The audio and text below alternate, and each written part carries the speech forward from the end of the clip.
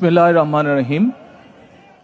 আমি মরহুমা বেগম খালেদা জিয়ার বড় সন্তান তারেক রহমান।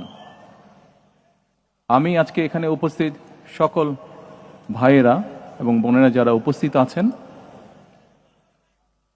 মরহুমা বেগম খালেদা জিয়া জীবিত থাকাকালীন অবস্থায় যদি আপনাদের কারো কাছ থেকে কোনো ঋণ নিয়ে থাকেন, দয়া করে আমার সাথে যোগাযোগ করবেন, আমি সেটি পরিশোধের ব্যবস্থা করব ইনশাআল্লাহ।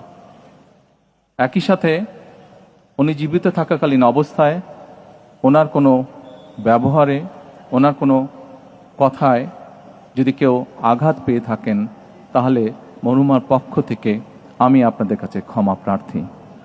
দোয়া করবেন আল্লাহ তাআলা যাতে ওনাকে বেহেশত দান করেন। আসসালামু আলাইকুম।